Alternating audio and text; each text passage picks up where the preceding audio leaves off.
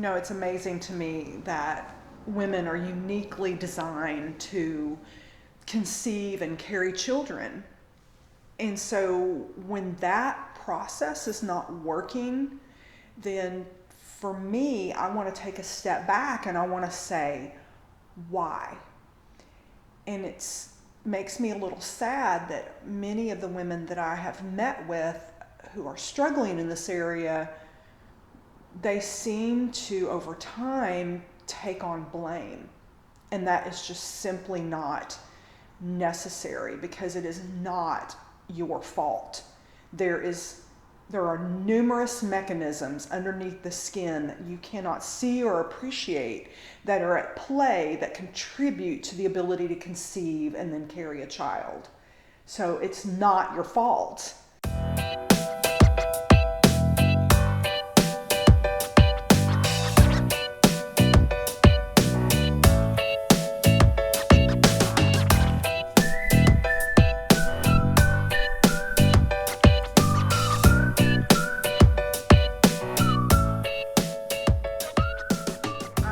Douglas. I'm a family nurse practitioner and owner and CEO of New Beginnings Wellness Center and Spa in Ruston, Louisiana. And I want to talk today about something that I'm very passionate about, among many other things that I've been sharing with you. But this is something that when I had the vision of starting my own practice years ago, this area of working with these types of patients didn't come into my mind as something that I saw myself doing. It was something I kind of stumbled upon and discovered I had a bit of expertise in it, and it's something now that excites me. It's something I'm learning more about, I'm studying more about, so that I can bring even more to the table in my relationships with women who are struggling with infertility. And what I need you to know today, and some pearls that I want you to take away from our talk, is that it isn't your fault, that there are many things going on in our bodies that contribute to fertility and the ability to conceive and then carry a pregnancy to term. It's not just a problem with the ovaries, and I feel like out there and what's being done in this field of fertility is that's how it kind of boils down to. That is just a problem with that one part of you, and it's not fully appreciated how complex we as women are, and that the issue oftentimes, in my experience, is not fully just involving the ovaries and their function. It's often, and in every case, I could say to you, there have been many layers. And so that's what I want you to fully understand, is that you are beautifully designed, you are so complex, and that many things contribute to the ability to conceive. And when I meet with someone the first time, of course, I always want a thorough history, but in this area, we always talk about, specifically the reproductive history and what has that looked like for the patient. And sometimes I can gather clues from just that little bit of the person to help me understand what might be going on below the surface. But as perhaps you've heard me mention in previous videos, I do a really thorough deep dive in the first visit, as far as the history I take, and then the labs that I do. And I have many tools. It's not just blood work. Usually with these types of patients, what I will have you do is what we call a saliva test. So most providers, when they want to check hormones, they'll draw blood. And I'm not saying that's not ever useful. Sometimes it is. Depends on the situation. But in someone who's struggling to conceive, I'm going to have you collect saliva about 11 times throughout the whole cycle. And the reason behind that is that our hormones are extremely dynamic even throughout one day. But certainly throughout, say, a whole 28 to 30 day cycle, your hormones are doing different things at different times, and you're designed to do that. And so when I have you collect saliva, and then that's sent to a specialty lab and analyzed, and what I get back is this beautiful graphic where I can see what your two chief hormones, estradiol and progesterone, are doing throughout the month. Because it's not just a matter of putting a needle in the arm, drawing out a sample of blood and measuring the hormone, because what is that? That's just capturing one little moment in time. But I need to see the dynamic nature of those hormones, and I need to see their relationship. There's so much more involved in understanding what's going on inside your body than just that 1 second in time that may or may not be particularly useful depending on what your particular issue is. And if it's infertility, that's not going to really help us until later.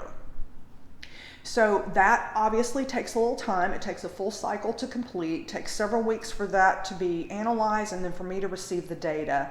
And so all of that, and along with the blood work where I'm looking thoroughly into all of your nutrient levels, your thyroid, inflammation markers, there's so many things that we look at, and I go into a lot of detail and take a lot of time to go over all of that and make sure each patient really feels like they are comfortable in understanding what all this information is saying to us about the internal environment. And then based on that data, we put together an individualized plan where we then begin to focus on nutrition, because many of the women that I work with have evidence of inflammation in their blood. And if you have a non-peaceful internal environment, you can kind of understand why fertility might have become an issue for you, where the body might not be working as it was designed to work. And so what we're wanting to do is remove any possible barrier, any possible thing that could be aggravating that natural mechanism. So we talk a lot about nutrition. We talk about inflammation. Where do we feel like it's coming from? Sometimes I can use supplements to help us begin to heal that inflamed environment. But I would say the greatest impact is your nutrition that will have on decreasing internal inflammation. We talk about, is there a hormone imbalance? Are you having a period at all? Some women come to me and they're not having a period at all. So we really have to start way back at square one, and we have to say, okay, where do we feel like that's coming from? And we have to begin to restore the natural cycle and bring that back into balance then before we can talk about eggs. Are you making eggs? Are they being released? Do we need to have a conversation about the spouse, about the partner? Are we sure that we have adequate number of sperm, healthy sperm? We talk about, some women have just realized, and it's been kind of simple, when we've done that saliva test, they've realized, what? I thought I was ovulating, pretty hardcore mid-cycle, and they're timing intercourse just around that, but then we get all these results back and we find, what? You're actually a later ovulator. And I take care, it seems like I take care of a lot of women whose husbands are perhaps in the oil industry and they have jobs where they're away from home for weeks at a time. So that can make all this extremely tricky. And so just having that specific information about your body can oftentimes just be the key. And then you know how to time intercourse. And then we just focus on just preparing your body for that and making sure everything's peaceful, and then everything works beautifully and the patient can conceive with no problem. So there's so many little variables. As I've spoken to you before about just your overall mindset, your coping mechanisms with your daily stress, what's going on in your life that could be throwing off your overall hormone balance, because maybe you've just been through some very stressful life events and that's disrupting your hormone balance. So there's so many things to consider. I take care of a lot of women that are struggling with polycystic ovarian syndrome, and that can manifest in a variety of ways. The most common is probably where women don't have a period at all, and that's because of a disruption in their hormone balance, and we can work to restore that through some very specific strategies. So I've had some success in this, and I will tell you what that patient looks like that I've been successful with, that these women have conceived and gone on to have healthy pregnancies and healthy babies, is I will tell you that those patients have stuck to me, compliant with follow-up visits. They're in it to win it, with the mentality of, if you told me to eat grass and drink water, Lucy, I will do that. And that's sort of the mindset that I'm looking for in partnering with someone, certainly with any of the variety of problems that I take care of. But when we're talking about infertility, it's extremely complex. And we partner together. And I think the longest time it took me was 18 months to help a girl conceive. And I'm telling you, when I would speak to her on the phone, we did a lot of phone follow-ups. When I would be asking her particular questions about how's this going, she would always say, my husband always asks me, what would Lucy do? And so that was super cool to me, in that the husband was in this trench, if you will, with us, and that we were all three a team, and we were all working towards this very specific goal and implementing these very specific strategies tailored to this woman in particular to bring about the result they were wanting. And so as you listen and as you consider if I would be the right person for you, that's what I'm looking for in a client, in a patient, in a partner, because we become stuck at the hip, if you will, for whatever length of time it takes us to restore balance, to restore peace, and for you to have the outcome that you're looking for. So I need you to understand, this is not just a problem with your ovaries. This is not your fault.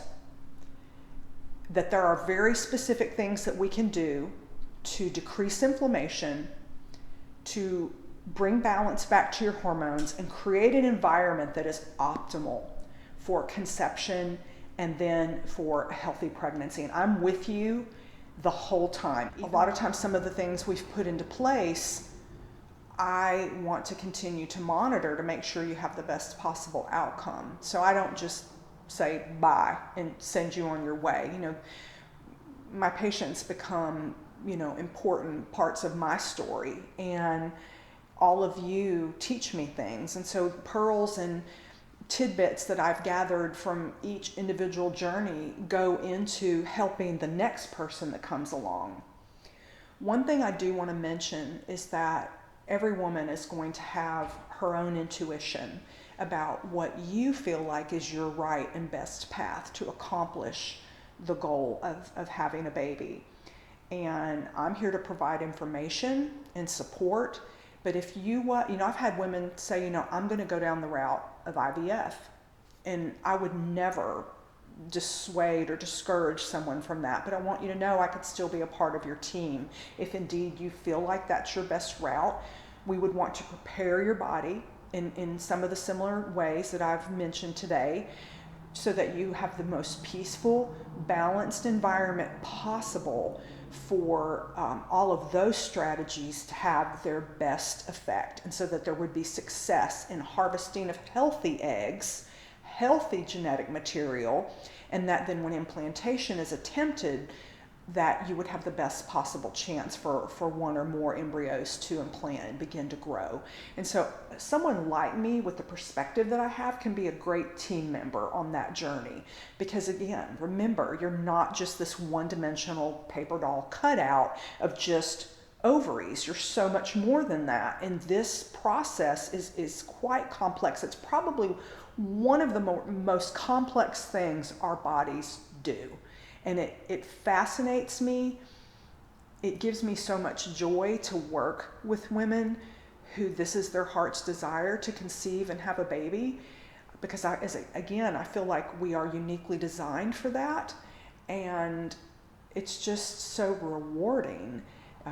The most recent young lady that I worked with, one morning I came into work and my phone buzzed, and I looked down and I knew she was soon to have her baby, and she texted me pictures of her daughter, and she said, "Good morning, I want you to meet Lucy." And this sweet couple had decided to name their daughter Lucy. And so I just sat at my desk and cried because I was a small part of their story. And this little baby coming into the world to these two joyful parents who were ecstatic to receive her. And, you know, this young lady I'd worked with for 18 months before she conceived. And they were the couple that I mentioned earlier. They were laser focused. They were in it to win it. And they were willing to do any and everything that I felt like we needed to do in order for this to happen for them. And each one of you are different. So that's what is kind of scary from my perspective, in that I know this is something women who come to me, they want it so badly. And sometimes it takes us a while to unravel all the various little parts and pieces that come together to make you who you are. And so it's just something that's become really special to me. And I wanted to share this with you today. And I hope that if you are someone listening to this and this has been a struggle for you, I want you to just go look at yourself in the mirror, and I want you to go tell yourself that you're beautiful and that you're perfect and that your body is just simply trying to tell you something if you've not been able to conceive. And generally the rule of thumb that we call this infertility is if there has been unprotected sex for more than a year. So if you fall into that, I still want you to speak life over yourself. And I actually tell my patients when they brush their teeth, you tell yourself every day, I'm getting better. This will happen. You have to speak that over yourself because there's power in that. There's power in our words and in our thoughts, and our physical body is going to respond to that no matter what the thought pattern might be. So begin to take authority over that. You can begin to do that. And I would just love to have the chance to talk to you and to hear your story and to see if we might be a good fit to work together to help you accomplish this goal. So thank you, and I look forward to hearing from you soon.